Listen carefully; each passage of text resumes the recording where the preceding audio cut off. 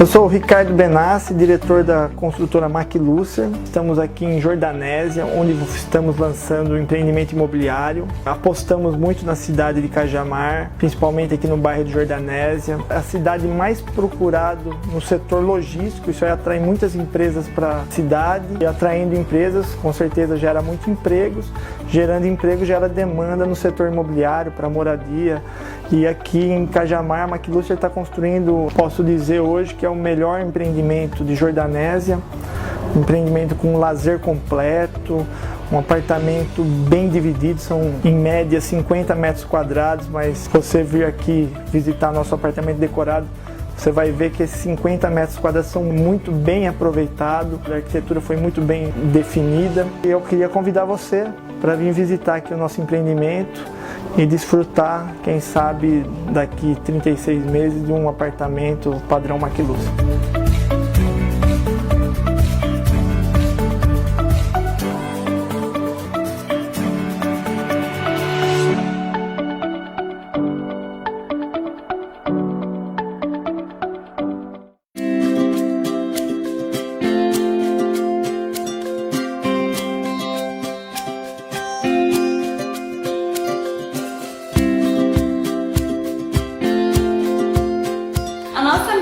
Transformar o maior número de pessoas e sociedades, contribuindo para um mundo e um futuro melhor, de pessoas felizes, realizadas e engajadas ao sucesso.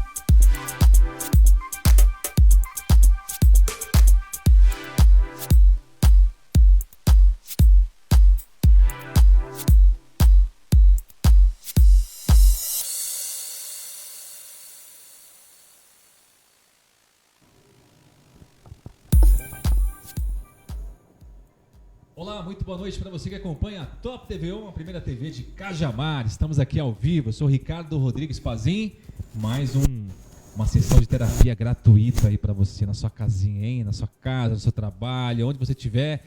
Muito obrigado pela sua participação, viu? Manda sua mensagem, tem um tema muito importante hoje. Aliás, nós estamos no mês de Setembro Amarelo, né?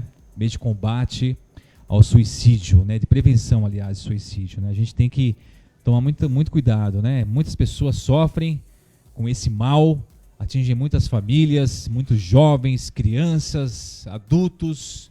Não tem idade, gente. É um tema muito sério que nós vamos abordar aqui hoje. Se você tem alguma dúvida, participa com a gente, manda sua perguntinha aí. Aliás, é muito importante que você compartilhe a nossa live de hoje, tá? Compartilhe.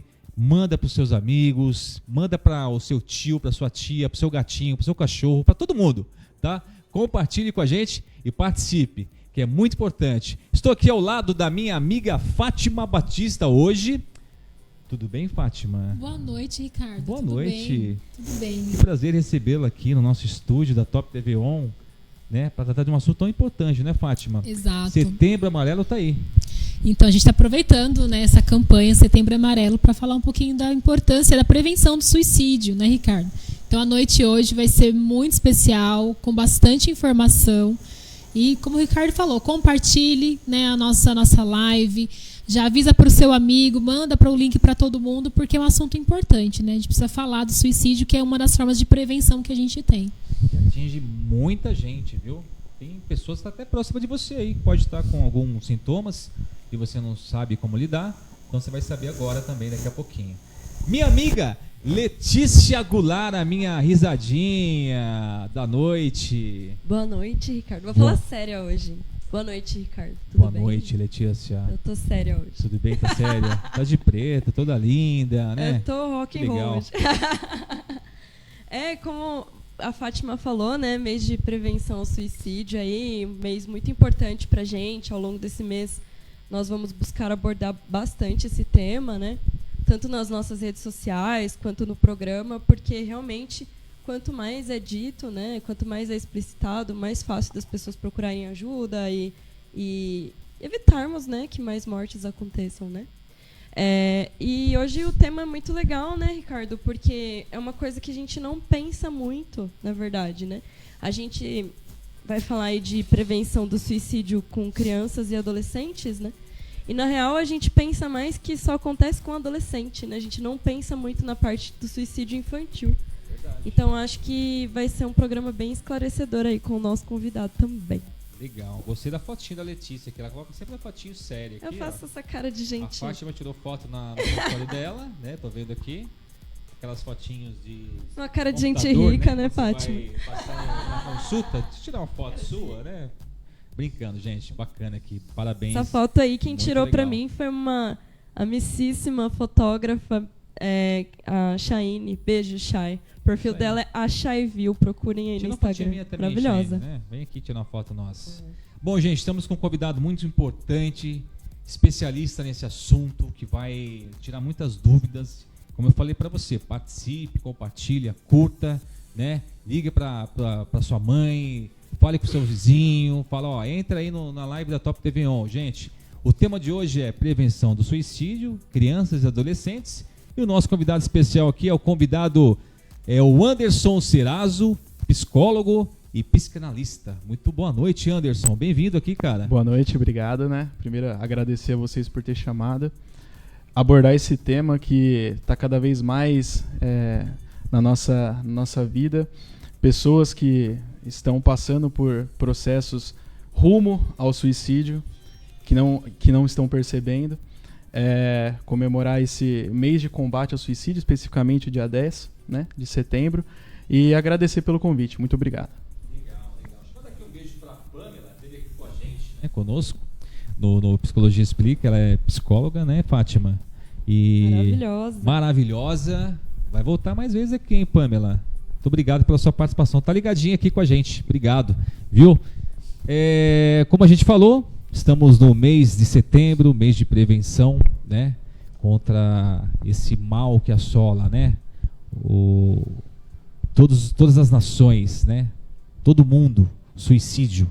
Né? Eu queria falar com você, Anderson.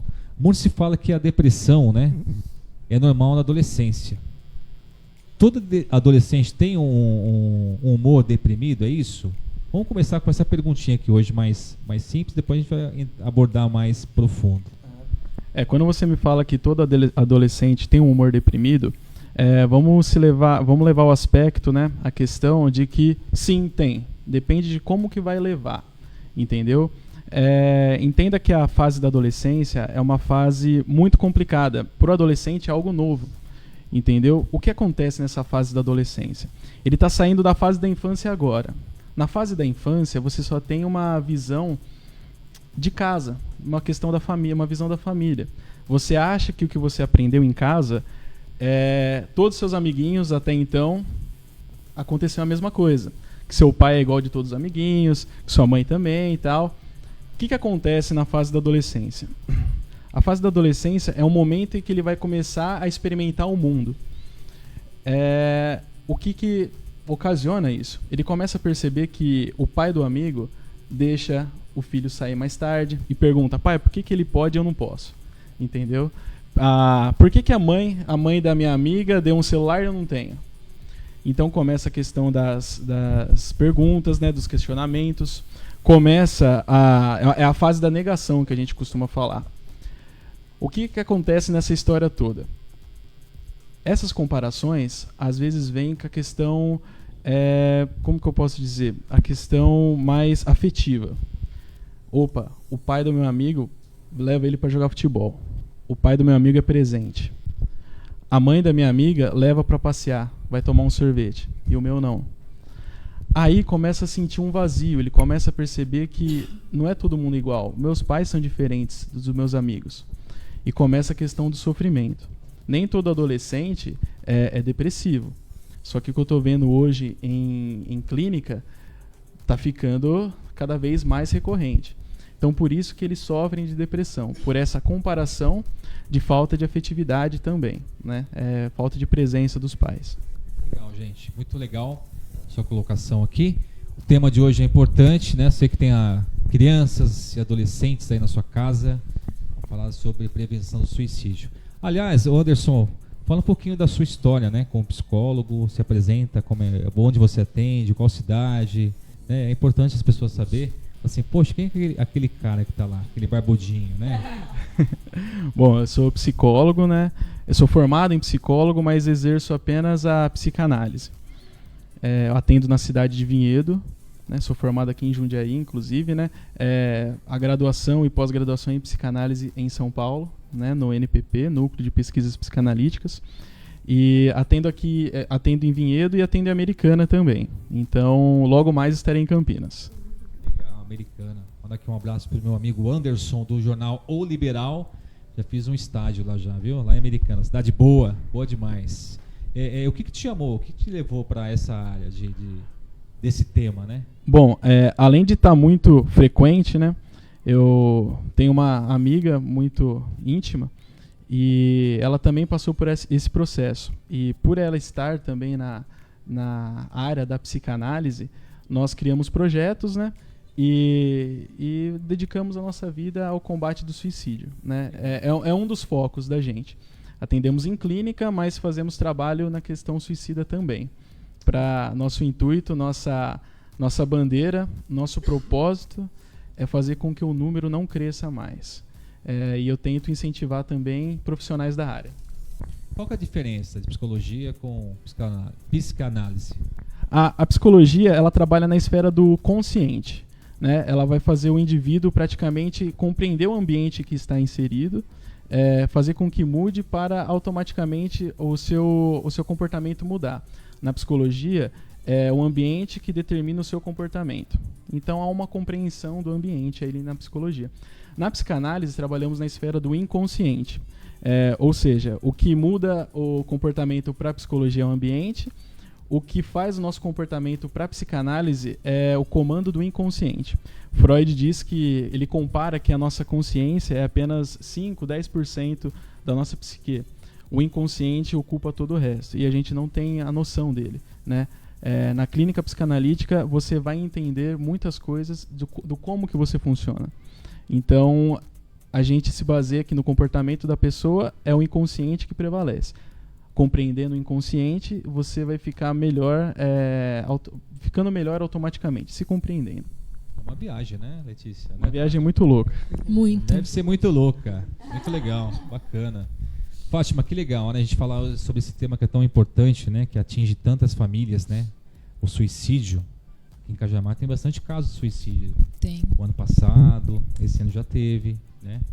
E são casos que muitas vezes faltou ali uma ajuda, né?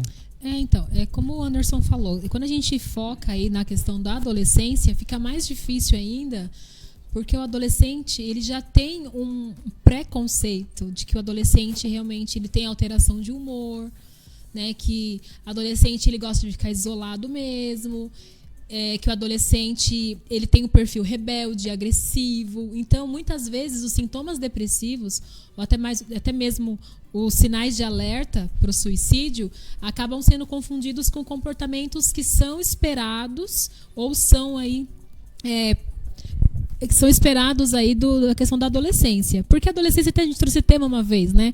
Então a adolescência, ela remete mesmo a uma alteração de humor, a questão hormonal. Tem dia que eles estão muito felizes, tem dia que eles estão tristes, né? Tem toda essa alteração. E aí fica bem próximo dos sintomas depressivos.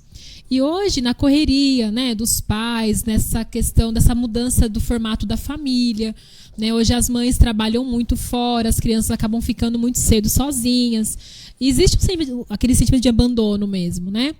Então, eu acho que, com isso, o diagnóstico de depressão em adolescentes e em crianças está ficando cada vez mais defasado, está ficando cada vez mais longe, né? Demorado, na verdade.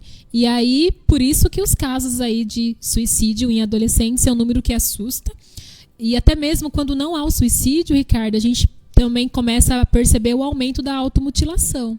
Então, hoje, pré-adolescentes, né, já praticam aí, às vezes, esse ato também como uma forma de alívio de sofrimento. Né? Então, eles mesmo, quando a gente atende no consultório, o discurso deles é assim, é que estava doendo tanto, era tanta angústia que eu tinha que me cortar para sentir algo diferente, algo que amenizasse. Né? Como se o corte na pele pudesse minimizar a dor emocional, o sofrimento emocional que eles estão sofrendo, né? E que muitas vezes é uma dor muito velada, porque as pessoas não percebem. A adolescente é assim mesmo, né? Ele é quietão demais, é porque está na adolescência. Ele está irritado demais, é porque é adolescência. Ele está triste. Celular ainda, né? Eles vão se fechando naquele mundinho, né? Que é o celular que traz, porque o celular às vezes é uma fuga, né? Eu atendi um paciente esses dias que ele também tem muita questão de computador, de celular, e ele me falava assim: o barulho dos jogos que eu tenho no computador me traz um alívio maior, porque quando eu saio desse momento só tem um silêncio. O silêncio me incomoda. Então, fora do jogo, é um silêncio tão angustiante que ele sofre. Vida, né? Real. Família, tem toda uma questão, né? Mas aí ele acaba tendo o jogo, o celular, como um barulho que faz bem. Olha que coisa. E é muito triste, interessante, né, se a gente for analisar assim, que para crianças e adolescentes, né, um dos sintomas da depressão é a irritação. Então, eles demonstram a tristeza com irritação. Eles não demonstram com tristeza como um adulto faz, né? Até porque eles estão aprendendo a estabelecer um leque de sentimentos e emoções agora, né? Quando você é criança, você sofre, né? Você fica ali dividida entre medo e amor, né? Então é medo e prazer. Você tá com fome, você não acha que você só tá com fome, você tem medo de morrer, aí você chora, grita, né? Então, essas nuances de sentimentos, elas vão sendo estruturadas de acordo com o desenvolvimento dessa criança. Então, quando a gente vê uma criança muito irritada, ela pode estar muito triste, ou ela pode estar com fome, ou ela pode estar com qualquer coisa negativa, né? Então, não existe essa nuance que se tem quando a gente é adulto. A gente muitas vezes não tem noção disso, né? Estava conversando hoje com uma professora, inclusive, maravilhosa, né, de educação infantil, e a gente estava falando da precariedade de conhecimento dos pais sobre desenvolvimento, né? Então, a gente não entende porque aquela criança grita e chora, meu Deus, que birra, que saco. Não, mas o que ela está sentindo? A gente não consegue entender, por exemplo, que o adolescente ele passa por essas fases porque ele está com 3 lutos na cabeça. Né? Ele está com o luto do corpo infantil, ele está com o luto do comportamento infantil, ele está com o luto do que os pais significavam para eles. Né? Então, todas essas coisas acontecendo juntas. A gente tem a síndrome do adolescente normal, que também é uma teoria de desenvolvimento muito maravilhosa de Erikson, que ajuda muito, né? Que, inclusive, ele vai colocar as fases quando elas são bem desenvolvidas e quando elas não estão. Então, você bate o olho na teoria, você consegue entender, precisa arrumar aqui. Né? Então, eu acho que sempre o acompanhamento psicológico, o psicanalista, ele é essencial no sentido de você ter conhecimento do desenvolvimento daquele ser humano. Às vezes, seu filho não quer passar, não tem problema, mas você, como pai ou como mãe, busca uma orientação, né? Porque às vezes a criança realmente não se interessa ainda, né? Ou não pegou vínculo com aquele especialista, etc. Mas você, como educador, como pai, ou como mãe, ou como cuidador, né?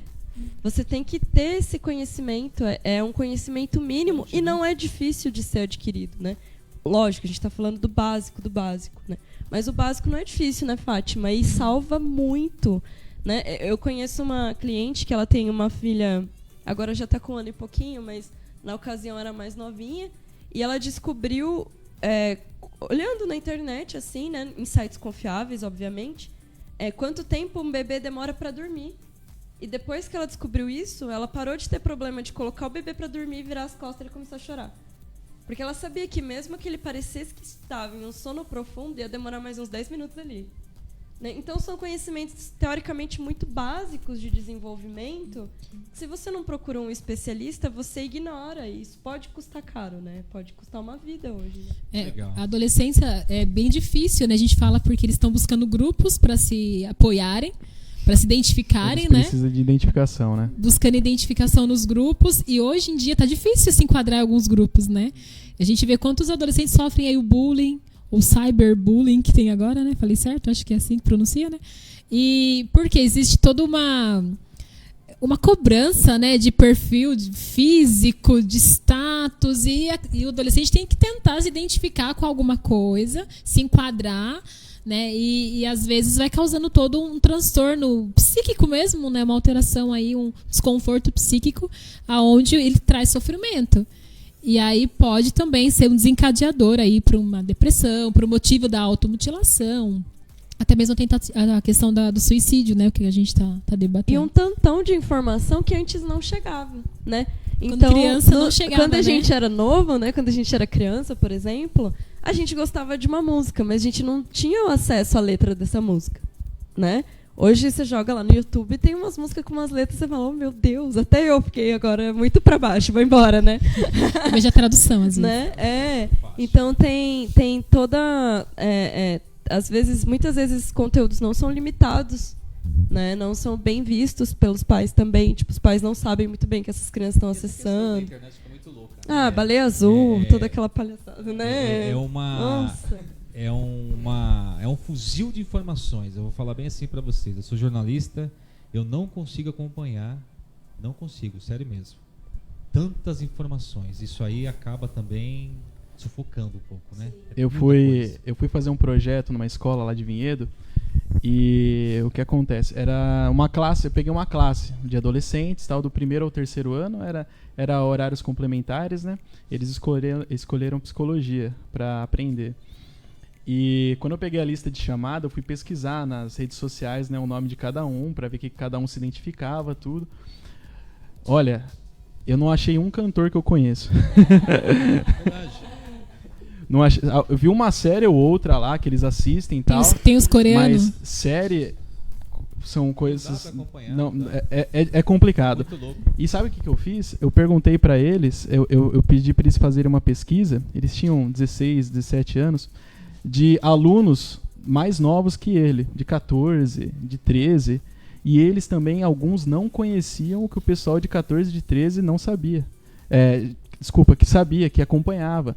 Então, tem muita coisa, muito conteúdo. Ela falou que era limitado, às vezes, pra gente. A gente tinha 2 canais pra ver na TV, famoso. Xuxa e... Tinha que esperar, né? Tinha que esperar passar. Né? Muitas vezes, nesse esperar passar, já dormi. Tinha que esperar. Você... Querendo ou não, treinava a nossa paciência, né? Hoje em dia é muito rápido. Pô, quem foi criança da minha idade sabe o que é esperar um capítulo do Dragon Ball Z no dia seguinte. Entendeu? Então a gente tinha que esperar. E esperar depois a série aparecer, uma nova série aparecer um ano depois. Hoje em dia é fast food, é muito imediato. O que acontece quando a criança é acostumada e depois não quer algo e não tem? Começa a vir a sensação da perda. Aliás, o Anderson, sem querer te cortar aqui, criança tem depressão e se os sintomas da depressão do adulto é o mesmo que de uma criança? Então, a sensação da criança de se sentir inferiorizada, se sentir excluída, se sentir mal amada, é parecida com a do adulto, entendeu? A intensidade nós não sabemos ao certo, em geral, digamos assim, porque nós não paramos para perguntar para a criança. Eu estou falando no senso comum, entendeu? O pai não para perguntar, e aí, como que você tá? Mas sabe, não fazer isso por protocolo. Perguntar mesmo, sabe? Se mostrar interesse. E as pessoas não sabem. A criança parece que ela não é vista como uma pessoa que não tem voz. Entendeu? Ela precisa, sim, ser limitada em algumas coisas, na questão de educação, comportamento, tudo, para mostrar alguns desempenhos. Mas mostrar que ela também sofre, que ela também tem depressão, que ela também tá triste, tá brava com alguma coisa, tá frustrada, e não impedir com que ela faça isso. Impedindo isso, ela reprime, contrai para ela, e futuramente isso vai ser manifestado aí na fase adulta. Essas energias que a gente costuma falar que quando a gente reprime, é uma energia psíquica que vai para o nosso psiquismo.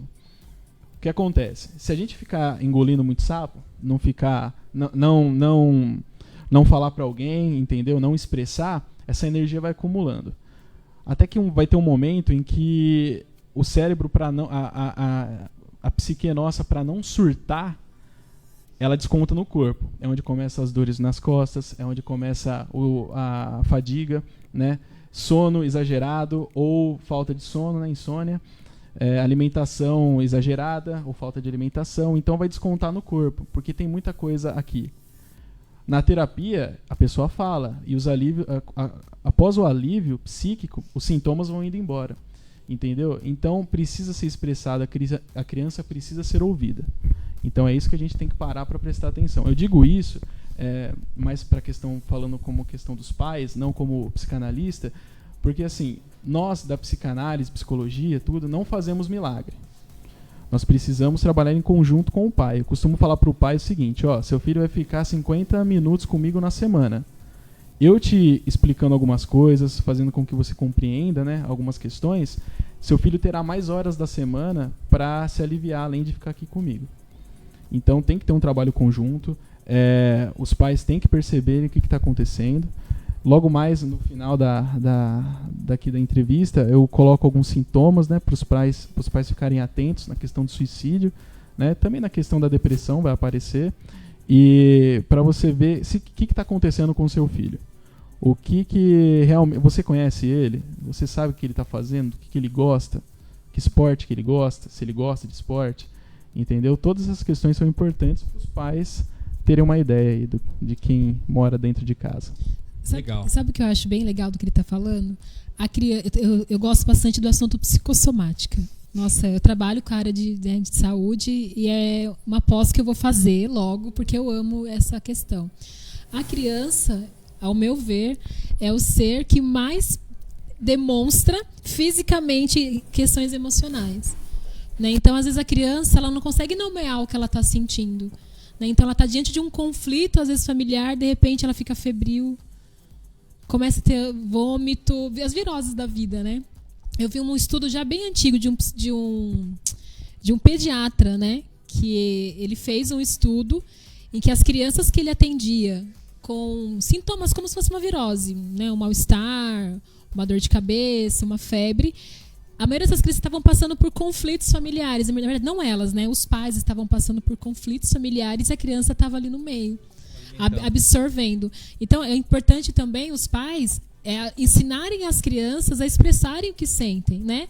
Dar essa oportunidade. Parar para perguntar para a criança mesmo, tá, briguei na escola, tô bravo, mas por que você tá bravo? Ah, porque a professora, sei lá, briguei na escola com meu amiguinho. Ah, para, isso é bobeira. Não é bobeira, é importante. Perguntar mais, e aí, mas por que aconteceu? Por que você está sentindo? Né? O que você sentiu? Raiva? Raiva porque a criança tem que aprender a lidar. Né? Diálogo também, né? Tem que aprender a expressar sentimento. Porque hoje a gente tem dificuldade com adultos que não sabem expressar o que está sentindo. Ah, não sei, eu tenho um negócio. Tá, mas o que é um negócio? E a gente vai, né, como a gente é psicólogo, a gente consegue ainda, né?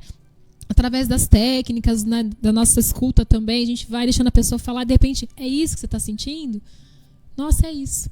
Era isso que eu estava sentindo. Porque na infância a gente é muito reprimido.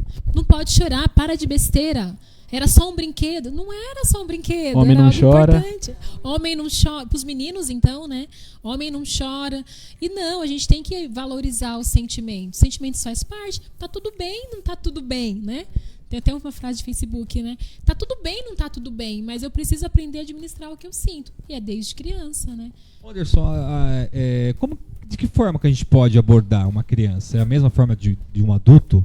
Não, né? Na psicanálise, não. O que acontece? Nós usamos uma técnica na psicanálise que se chama associação livre, que é fale o que vier na sua cabeça sem você pensar no que vai falar. Né? Aquela velha cena de filme, cena clássica, né? O que você está pensando agora? Com o adulto dá para fazer isso, porque ele tem uma psique mais estruturada, tal. Dá para trabalhar com associação livre. Para a criança, não. Ela não é articulada ainda o suficiente para isso. Através da associação livre para o adulto, a gente acessa o inconsciente, né? A pessoa, de repente, fala espelho. Alguma coisa fez com que espelho esteja na cabeça dela, né? E a gente vai trabalhar nessa questão. Lógico, estou dando um exemplo mais superficial. Com a criança, não. Como que a gente acessa o inconsciente dela? Através de lúdico. O que para o adulto é associação livre, para a criança é o brinquedo. Através do brinquedo, ela vai começar a expressar, você vai conversando com ela, claro, ela vai começar a expressar os conteúdos dela familiar, e dá para entender muito, tanto na forma que ela monta o brinquedo, e uma outra questão, uma técnica sensacional, que é o desenho. O desenho fala muito sobre o inconsciente, né? E não é só da criança. Eu fiz um curso de desenho, de psicanálise, e muito do meu inconsciente estava nesse desenho. Só que na criança é mais claro, entendeu? E a gente começa a entender, na verdade o desenho é um material muito rico pra gente. A gente começa a entender que a criança vai lá, faz uma casa à esquerda, e de repente ela tá pequenininha lá no canto da folha à direita.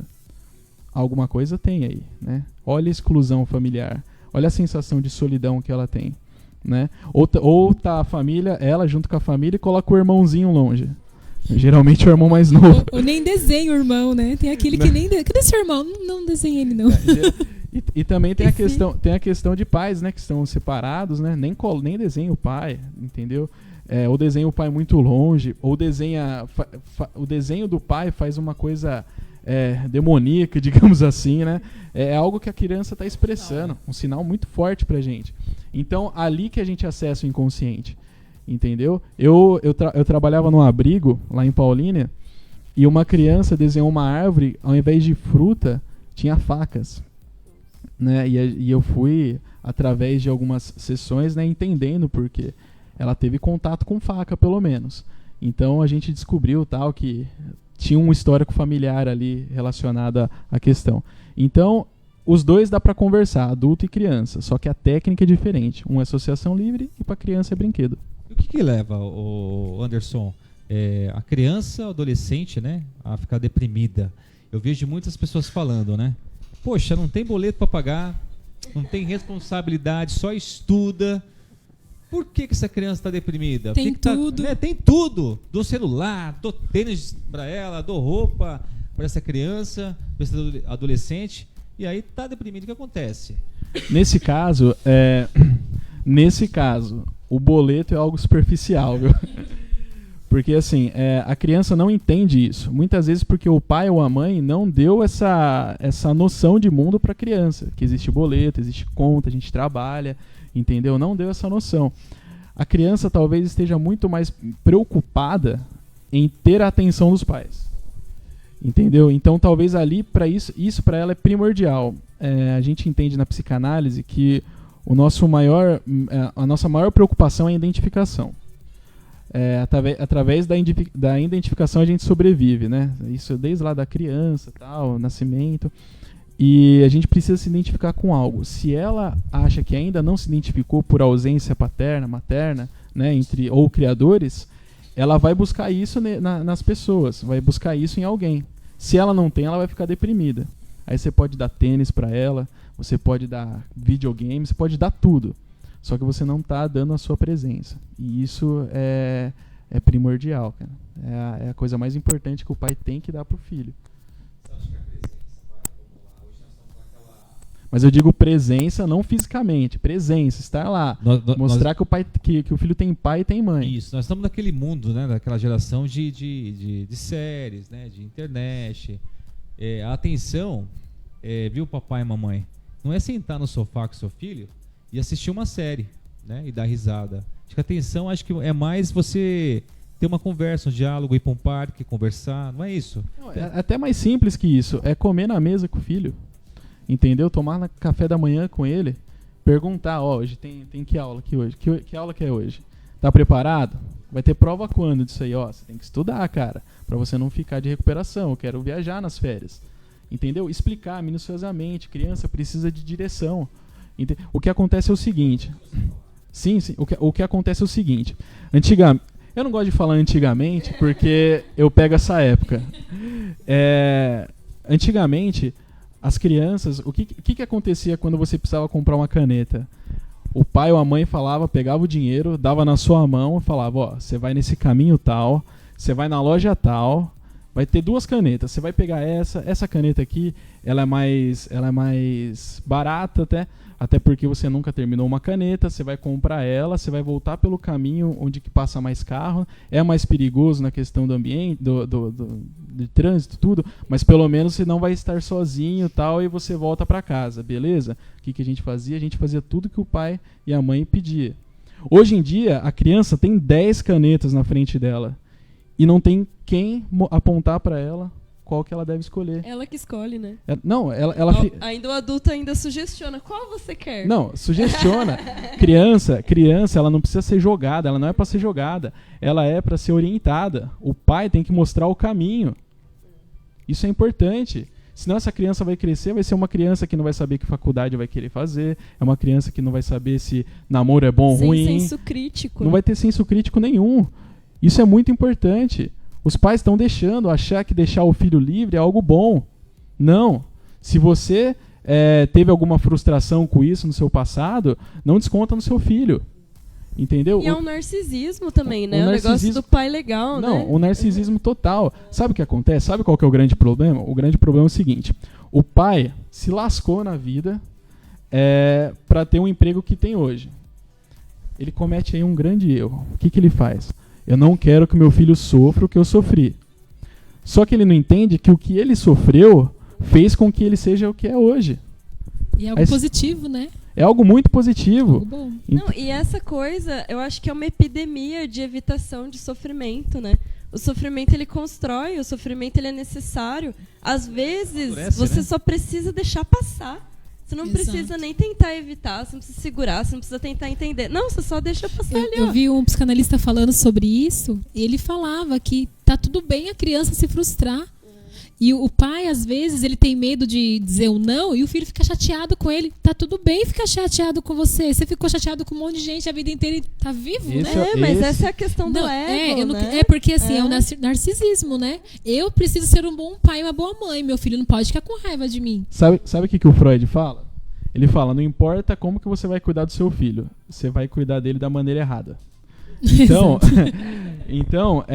não adianta, não precisa se preocupar em ser o melhor pai do mundo. Você não vai conseguir, mas pode ter algumas orientações.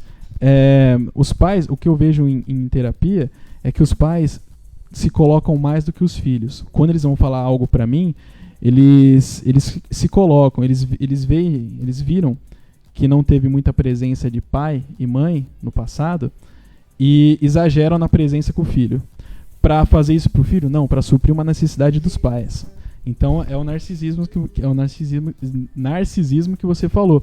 E a questão do não é importante, que a frustração é o que vai salvar a criança, mas no sentido que assim, imagine uma mãe falando sim, sim, sim pro filho toda hora. O filho vai lá, tem 5, 6, 7, 8 anos, 14 anos, 18 anos, tendo tudo que o pai e a mãe deu, tudo. Começa a namorar. O que você acha que vai acontecer com essa criança, esse agora adulto, quando a namorada terminar com ele? Não vai aceitar, né? Não vai cair numa depressão profunda, porque verdade, ele nunca... Ele não identifica o que está acontecendo, ele não sabe o que é aquilo. Ele nunca se frustrou, ele não experimentou a sensação da frustração. O que acontece? Quando ele tem esse contato com frustração, ele vai ficar um cara deprimido. Ele vai ficar um cara frustrado. Ele pode tentar suicídio. Ele vai ser um cara que, se for mandado embora de um emprego que gosta, não vai lidar com a situação. Isso é muito importante, porque se você vai colocar sim, sim, sim para o seu filho, você não ama seu filho.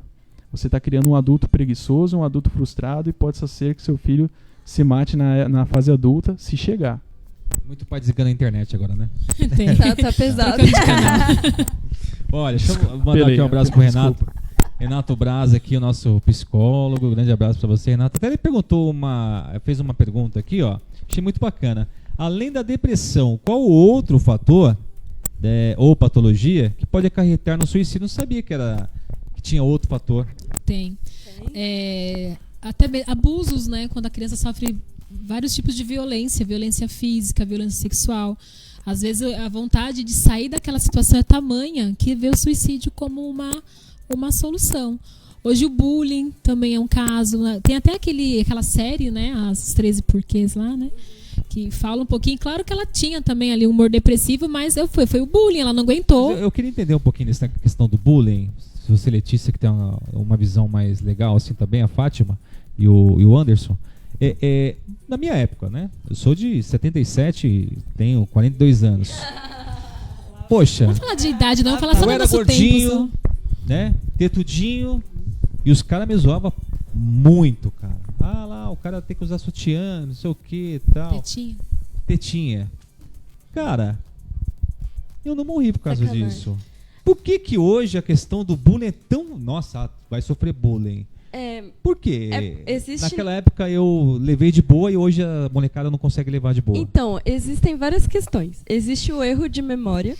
Então, talvez hoje você diga assim, nossa, eu levava de boa.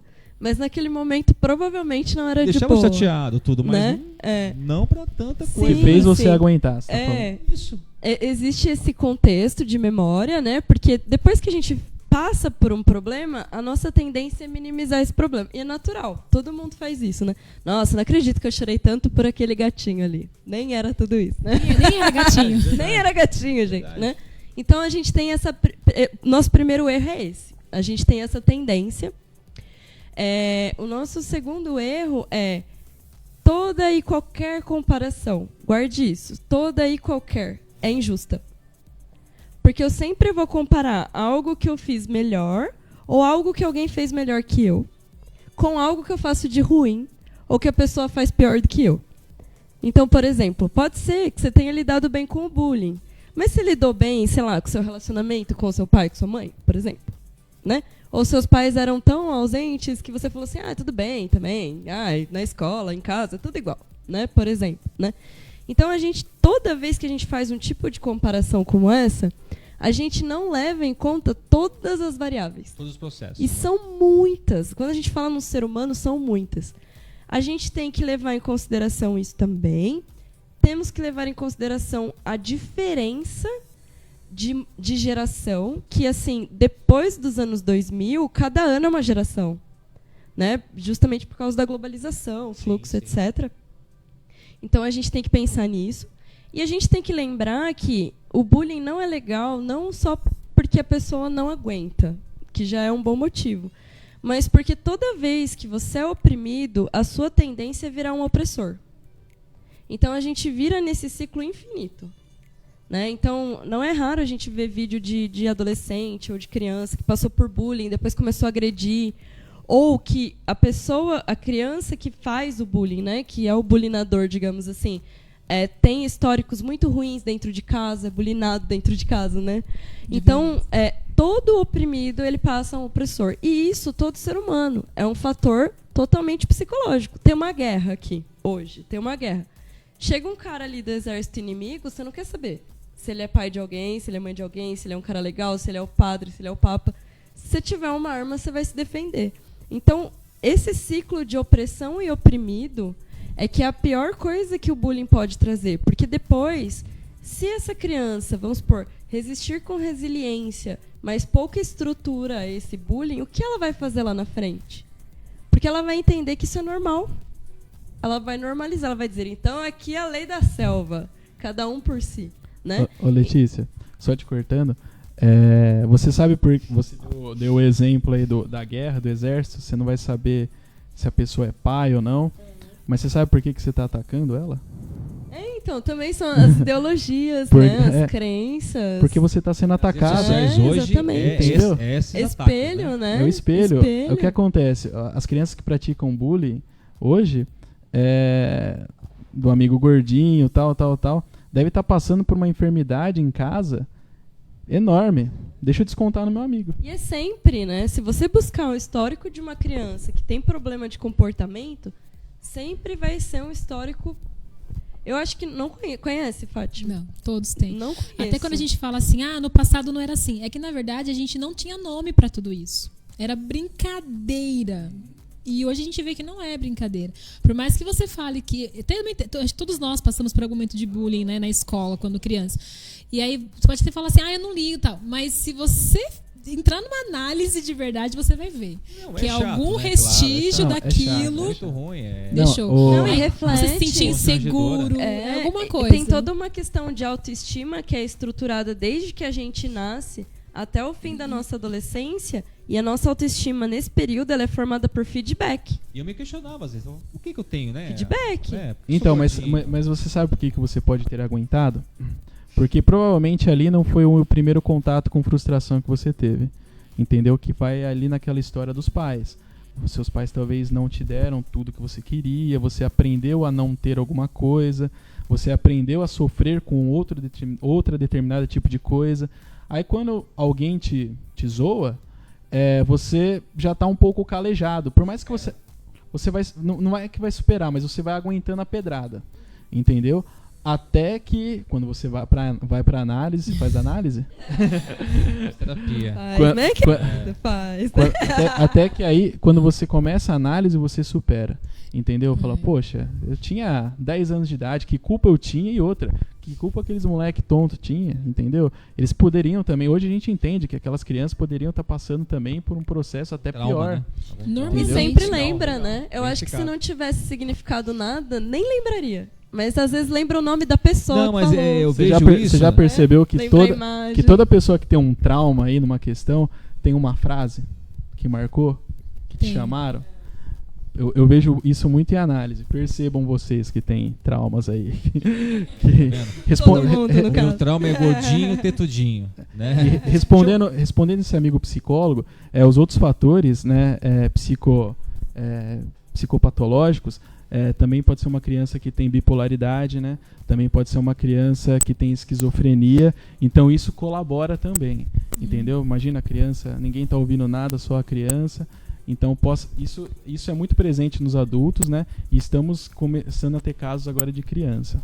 Muito legal. E o transtorno de personalidade também, o borderline, principalmente, né? Todo mundo fala que é um sinal de alerta.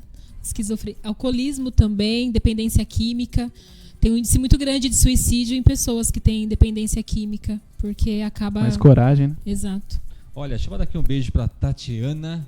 Eu encontrei a mãe dela hoje num evento, né? Ela aqui, Ricardo, boa noite, meu amigo Ricardo. Sou fã desse programa, viu? Um abraço. Fiquei muito feliz, meu amigão Ricardo, de me encontrar lá, né? Minha mãe, Carmen, te adorou te conhecer. Carmen, beijo pra você, viu, minha querida? Também te adorei conhecê-la aí.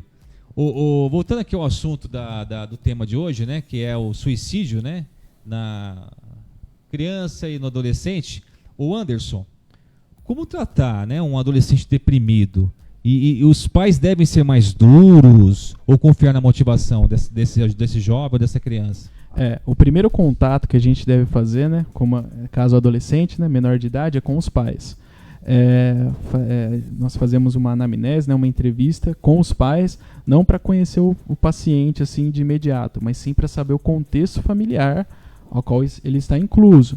E explico aquela questão de que o horário, ele só vai ficar comigo uma vez por semana, vocês atuando seria uma maneira melhor, né? Vai acelerar o processo, mostraria que ele está sendo compreendido, ele está tendo alguém para ouvir, se não somente o psicólogo, entendeu? E é primordial o trabalho com os pais, tem que ser em conjunto. Os pais têm que ter um feedback aí de, não sei, depende do paciente, né, de algumas sessões após, né? O psicólogo, ele não deve ter muito contato com os pais enquanto está fazendo terapia com o filho, né, de imediato, porque possa ser que o filho descubra, né, hoje em dia o filho xereta, vê o celular do pai, vê lá que você está falando com o pai. E isso possa gerar uma resistência muito grande e acabar com a sessão, acabar com o tratamento, no caso comigo. Possa ser que aconteça isso depois, quando ele for para um outro psicólogo e tal. E trabalhar muito a questão a gente fala, do objeto, entendeu? O que está deprimindo ele. O objeto, quando a gente fala de objeto, não é somente uma peça tal. O objeto pode ser o pai, a mãe, pode ser um lugar, pode ser uma roupa, entendeu? Geralmente, com adolescentes, o contexto familiar está muito presente. Hoje eu recebi um paciente que ela falou, a Letícia falou da questão da comparação. Hoje eu recebi um paciente que se emocionou ao falar que é comparado com um cara da família que tem a mesma idade. Entendeu? Sabe, coisa simples? Ó, quanto você tirou? Deixa eu ver seu boletim. Nossa, o fulano de tal tirou 8 nessa. Entendeu? Aí, comparações dos isso, pais, a né? comparação é a pior coisa que você pode fazer com seu filho. Entendeu? Além de ficar falando sim toda hora. A comparação não vai ajudar em nada. Entendeu? A comparação vai contribuir com que o seu filho seja revoltado e nunca mais confie em você. Nunca mais é meio forte, mas assim, vai ser difícil. Entendeu? Vai depender da boa vontade dele, da compreensão dele, de, pô, entendi e tal, que você queria meu bem, pra nota, tudo, mas ele vai passar uma infância e uma adolescência complicada. É importante isso daí, viu, gente? A gente vê muitos pais comparando. Por que você não é igual a Letícia? Que dá risada, Fátima. Não sou que nem a Letícia. Mas é importante Glória mesmo a Deus, esse não assunto. sou. Inclusive, A minha mãe não daria conta de dor. inclusive eu voltei a infância minha aqui agora, né? Minha mãe, coitada, não sabia nem o que estava falando, né? Queria me educar da melhor forma possível. Mas ela usava muito essa tática, né? Poxa, você é igual fulano, igual ciclano, né? Isso aí é importantíssimo. E Foi bom? Não. Eu odiava, cara. Tira totalmente a individualidade da pessoa, Não né? gostava. Eu me E essa sentia questão pra de baixo. precisar parecer igual ao outro, o que acontece? Futuramente, você cresce um adulto invejoso. Pô, aquele cara tem isso e eu não tenho. Entendeu? Aí você fica frustrado. E são muitas questões. A sua mãe, provavelmente, por ter sido uma outra época, ela não tinha realmente as informações, né? as informações necessárias. Em terapia, você vai entender isso de uma maneira bem esclarecedora. Porque assim, quando você pensa isso, geralmente quando alguém pensa isso da mãe, carrega muita culpa. Putz, minha mãe fez isso, tal. Eu sei, eu entendi, mas minha mãe fez isso, tal. O objetivo nosso também é tirar a culpa da pessoa. Pô, você não sofreu a consequência? Então, pense isso da sua mãe mesmo. Para de levar sua mãe também. Para de levar sua mãe na sua cabeça. Termo, Odiar a mãe. ou mata a mãe ou mata o pai. Simbolicamente, né? Fica bem claro, Suzana né? Bonrichard. Simbolicamente. Mas é legal, viu? Ô, Anderson, é legal não matar o pai e a mãe. É legal a gente entrar nesse brincando. assunto. Temos né? casos no Brasil aqui que não foi legal. Pelo amor de Deus. Gente, ô Anderson, crianças e adolescentes cometem suicídio? Cometem. A gente tem casos de crianças com aproximadamente já 10 anos cometendo suicídio. Eu não vou nem colocar adolescentes, mas segundo os dados da OMS, jovens de 15 a 29 anos o suicídio é a segunda maior causa, entendeu? Entre jovens Qual é a idade? de 15 a 29 anos. 15 a 29 anos, gente. É a segunda maior causa de morte no mundo. É a terceira maior causa de morte no Brasil. Perdendo apenas para homicídio em primeiro lugar e acidentes de trânsito em segundo. Olha só. Entendeu? A cada 40 segundos uma pessoa tira a própria vida. Entendeu? Quantas pessoas já não morreram desde quando a gente começou essa entrevista? Vou só falar uma adendo. E eu estava lendo sobre isso também, e fora os casos que não são registrados como suicídio. O Porque, caso de envenenamento, né? Os pais têm vergonha. Existe a vergonha de assumir, e aí acabam escondendo ou colocando como acidente, quando na verdade não, foi suicídio. Existem vários casos. E tem muito mais. Traumas, né? Os pais carregam 2 traumas, ó, da morte do filho e essa vergonha de porque olha só, imagine só. Eu atendi um paciente esses 3 dias. então, né? Porque a culpa vai estar muito presente. Pois é. Então, eu atendi um paciente esses dias que tem ideação suicida e ele falava assim, que vergonha eu pensar isso, que vergonha. Então, assim, existe todo uma Tabu, culpa, né? Um tabu de que é um sinal de fraqueza, né? Um sinal de que você não está dando conta, e não é uma doença. O suicídio hoje a gente pode considerar como uma doença, tem que ser tratado. E também essa pessoa ele colocava, né, a questão da família, como a família vai lidar com isso. E realmente tem famílias que escondem, né? Até o atestado de óbito de uma pessoa que tentou suicídio não vai marcado suicídio, vai marcado ingestão em alta dosagem de medicamento, por exemplo. Mas, não aparece tem como... essa questão, também tem a questão que demora, né, para sair o laudo. E também seguro não cobre, né? Seguro de vida. Suicídio. Então é mais fácil falar que foi É o acidente. mercado agora. É, Envolvido tudo junto nisso daí. Tem mais. Mata-se o suicídio mais de. Quanto que era o número? 40, cada 40 segundos uma pessoa se mata, né? No Brasil, a cada 45 minutos um brasileiro se mata. Entendeu? Então, assim, tá muito. E vai aumentar. Grave, né? Vai Muito aumentar. grave.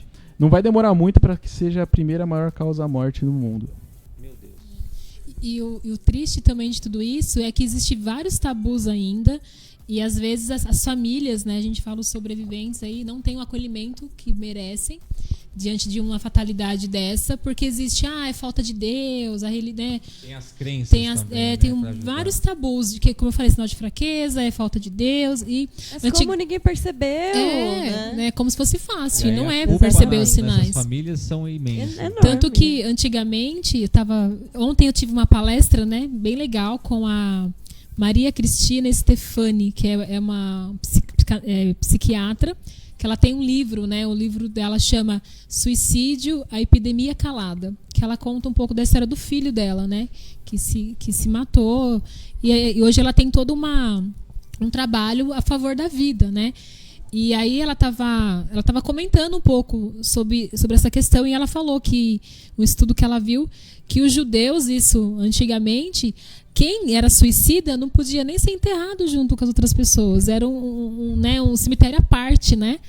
Porque tinha todo um estigma de que aquela pessoa não merecia estar ali. Então existe muito preconceito. Até hoje tem algumas coisas, Hoje né? fala, né? Existem algumas Nossa, falas. Vai pro céu, Principalmente na religião, né? Na religião tem sempre. as coisas. Não tinha nem extremunção separado, quem não recebia nem extremunção quem cometia suicídio. Hoje sim, hoje recebe, né? A igreja já abriu um pouco o leque para isso. E está começando a se pensar também nessa questão, né, de céu, inferno, enfim.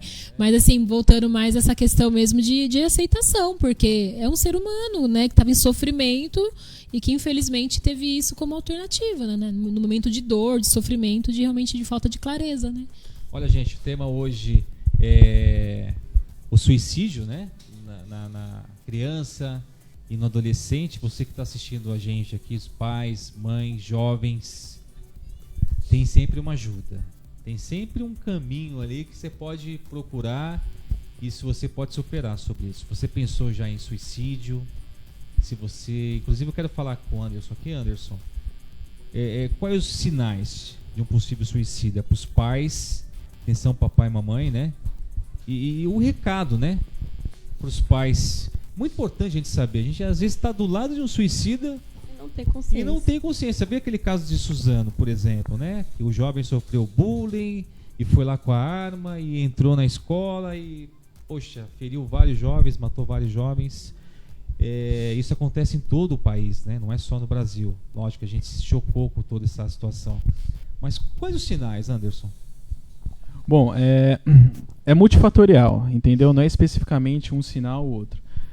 Mas nós da área da saúde, precisamos ficar atentos a alguns sinais, né, e passar para vocês de uma maneira mais correta.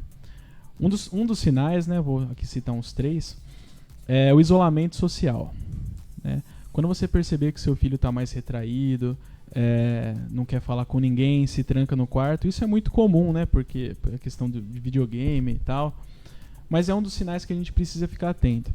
Um outro sinal é a mudança constante de humor. Tanto pela questão mais, como que eu posso dizer, mais agressiva, quanto a mais quieta, né? Ficar mais sozinho, melancólico e tal. Essa mudança repentina de humor. Um outro fator que já começamos a ver nos adolescentes é o uso de drogas ou álcool, entendeu? Então, se a realidade está ruim, como que eu fujo dela antes de morrer? Vou usar drogas, vou beber, vou ficar bêbado. Isso também é muito importante para a questão. E a primordial, eu acho que a mais importante, né, de todas aí que foi citada, é quando o seu filho começa a falar em morte.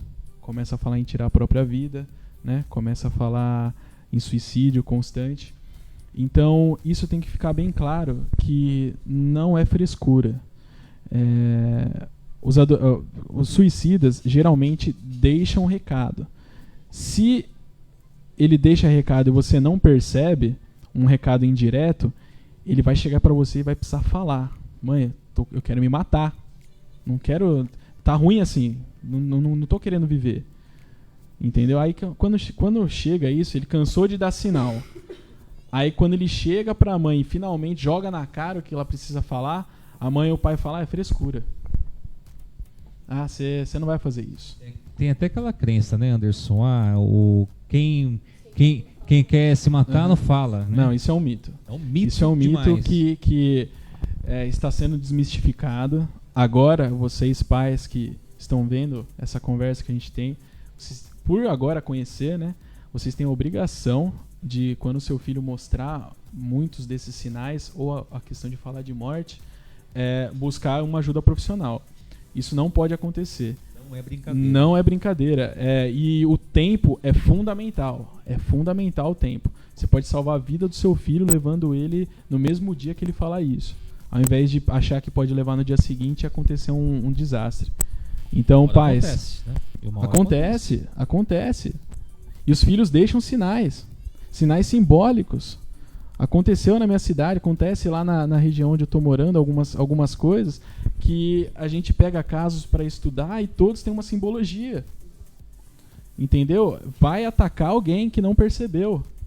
Vai dar uma indireta para alguém que não percebeu os sinais que deram. Entendeu? Então é isso que eu deixo o recado para os pais. Fiquem atentos nisso.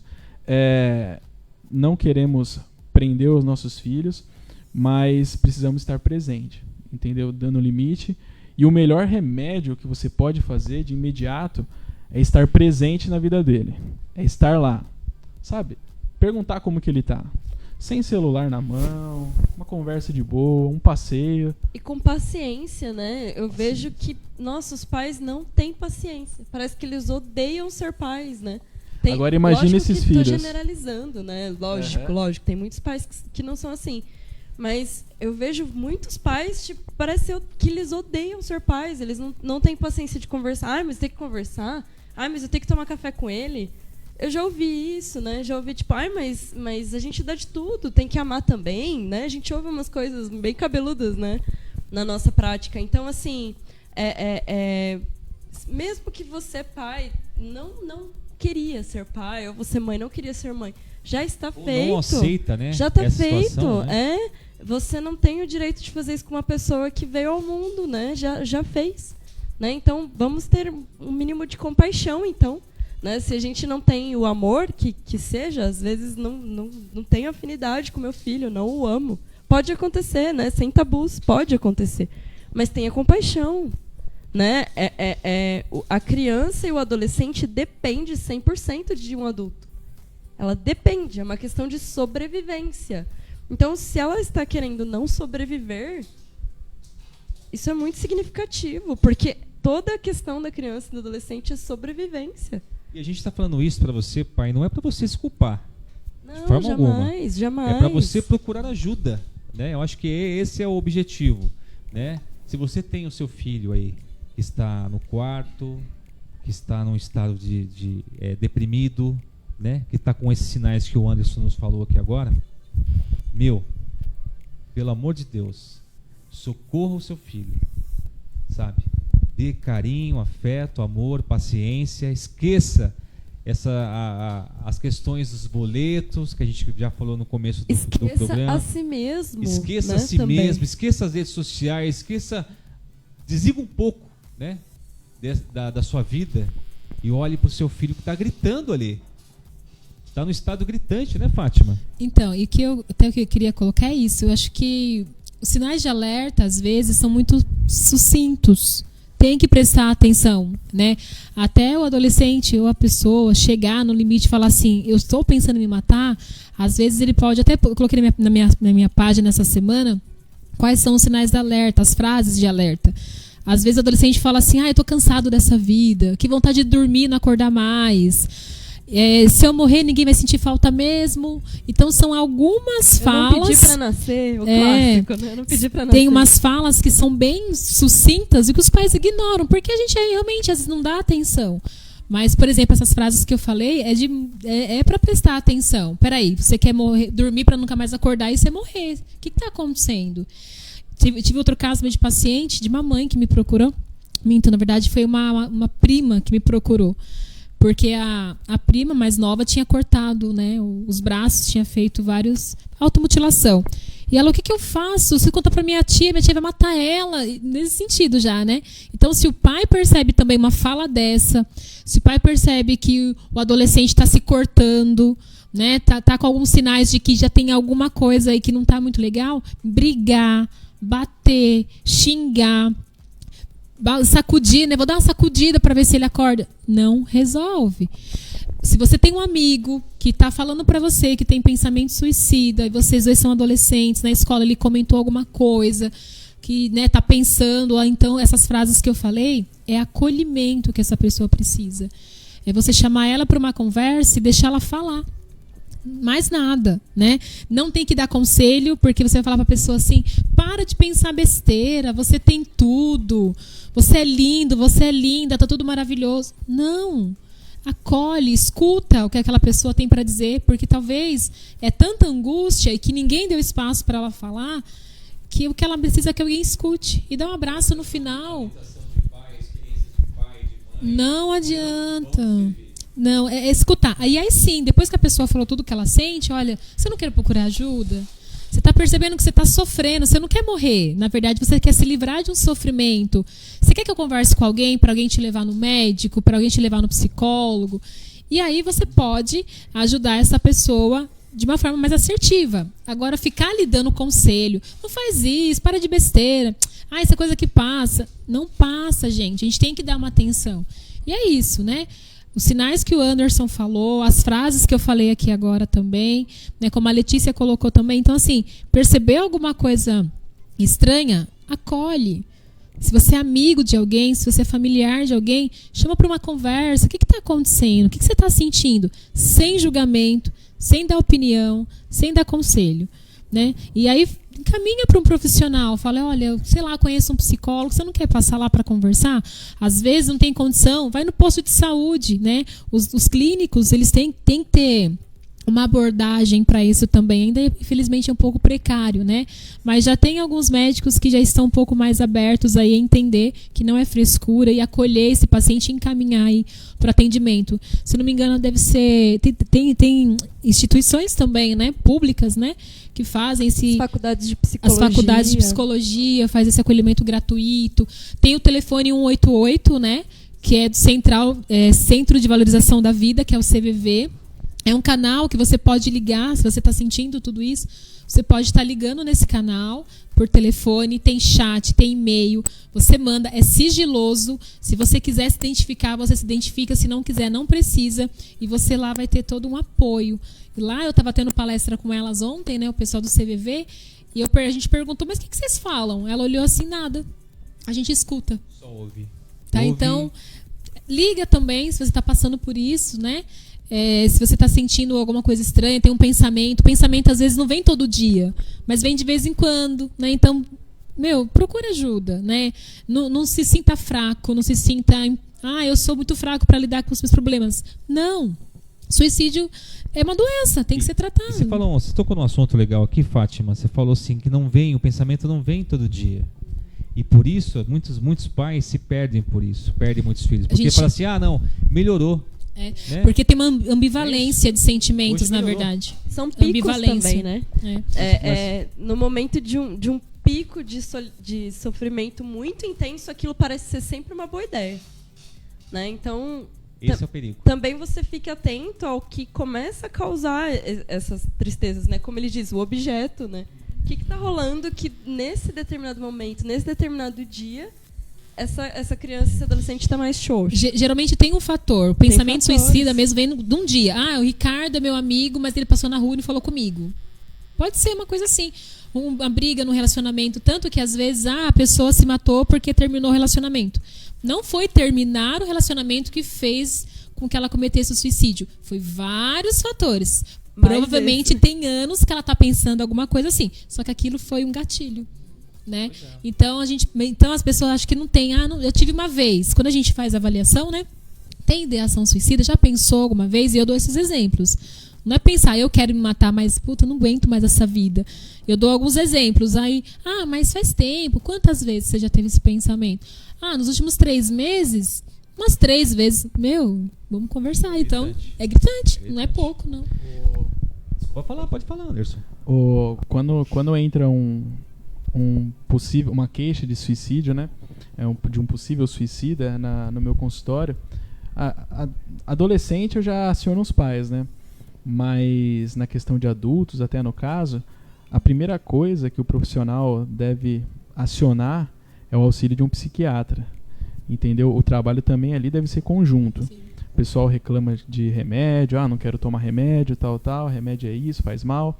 Mas para um caso específico como esse, um caso delicado, o remédio vai fazer diferença sim, entendeu? O nosso objetivo é fazer com que você futuramente fique bem como está, sem precisar mais tomar remédio.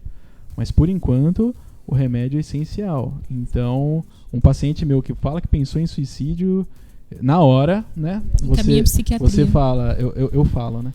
Você não vai sair daqui da minha sala sem marcar uma consulta com um psiquiatra. E com ele, eu falo com ele, fico junto com ele e a gente marca. Entendeu? Porque ali também é uma demonstração de atenção. E isso pode ser também crucial. Entendeu? Agora você estava falando dos pais, só voltando. Não tem um pai, eu não sei se é regra, né? Eu acho que não. Mas comigo não tem um pai, não tem uma mãe que foi procurar ajuda para os filhos que não precisasse mais do que os próprios filhos. Geralmente. Eu sei que os pais dos meus pacientes vão me matar, mas meus pacientes 100%, vão agradecer. 100%. Então eles vão entender essa questão. Então tem muito do pai do pai ou da mãe, né? Colocar muito dele no filho. Entendeu? Esperar muito dele. Sempre queria ser bailarina, agora obriga a filha a dançar balé. Entendeu? Queria tocar algum instrumento, agora obriga o filho a tocar algum instrumento. Calma, você nem sabe o que ele gosta. Pare e conversa. Fala, filho, eu quero que o ano que vem você faça alguma coisa, pelo menos meio período. O que você gostaria de fazer? Eu quero tocar algum instrumento. Qual instrumento que você deseja? Entendeu? Não vai tocar guitarra. Não forçar, né? Não forçar, mas colocar que ele tem que fazer algo. Ainda bem que a minha filha tá feliz comigo, então, né? Não vai ser jornalista, ela quer ser ou dentista ou advogada. Vai ganhar dinheiro. Né? Vai ganhar dinheiro. Tá vendo, Yasmin? Bom, o papo foi muito bom hoje. Foi um papo muito importante, né? A gente falou aqui sobre prevenção do suicídio para crianças e adolescentes. Tivemos uma visita muito bacana do nosso convidado aqui especial, psicólogo, psicanalista, Anderson Cerazo. Muito obrigado, fiquei muito feliz de receber aqui hoje você. Eu que agradeço. E queria que você desse a sua mensagem final e as suas orientações finais para os pais que estão assistindo a gente aqui, né? Os contatos também, que é importante. Bom, os contatos, eu atendo em Vinhedo, né? De segunda a sexta. Atendo Americana aos sábados, né? Meu contato é 19, né? 991870231. Atendo mais adolescentes e adultos, né? Presto bastante orientações a pais, né? Que procuram. E o que eu gostaria de pedir para os pais, né? Novamente, se atentar à questão do carinho, à questão do afeto, né? A questão da presença. O filho precisa ser guiado para saber para onde que ele vai querer ir futuramente. O filho precisa ser mostrado para o mundo. Você não vai se tornar um bom pai falando sim toda hora. Você vai se tornar, na verdade, um péssimo pai e mãe. Entendeu? Você vai se tornar um bom pai, um pai mais adequado, quando você dá mais noção de realidade possível com o seu filho, mas estando junto com ele. Entendeu? É mostrar que as coisas têm valores. Não um filho que quebra o celular toda semana com agressividade e a mãe não sabe por que ele quebra, por que ele quebra. Deixa seu filho 6 meses sem ganhar um celular, vê se ele vai pensar em quebrar a próxima vez. Então, e se ele quebrar de novo, deixa 1 ano. Então, é prometer para o seu filho e cumprir. Nunca prometa algo em que você não vai cumprir, senão suas palavras não vão valer mais a pena e você não vai ter credibilidade com ele. Faça acordos com ele antes de uma ação, cumpra e seja presente. Legal, Anderson. Fátima Batista, muito obrigado pela sua participação. O mês Psicologia Explica, a gente desse mês de setembro vai bater bem, né, sobre esse tema do suicídio, que é o mês do Setembro Amarelo, que é o mês de alerta, né, para que a gente possa, que é o objetivo do Psicologia Explica, né, orientar a sociedade, né, é uma prestação de serviço. Como sempre eu falo aqui, né, é uma sessão de terapia gratuita para você na sua casa. Então é muito bacana isso, né, Fátima? Poder ajudar as pessoas. A intenção é essa, né? Levar informação para a população, mostrar para as pessoas que psicologia pode estar muito pertinho do seu dia a dia, né? Que a gente pode contribuir muito para a vida das pessoas. E aproveitar o Setembro Amarelo para a gente alertar, né? Porque muitos casos acontecem de suicídio pela falta de informação, pela falta de conhecimento dos sintomas, pelos mitos, né? Tem que nem a gente falou um pouquinho sobre isso. Quem quer fazer não fica avisando, não, já vai e faz. E não, né? Todo suicida, ele dá sinais de alerta. Então, para encerrar, né, para finalizar, quero pedir, se você tem algum pensamento suicida, se você está percebendo que você tá fora do seu normal mesmo, está tendo alguma sentimento de tristeza, isolamento, tudo aquilo que a gente pontuou, procure ajuda, né?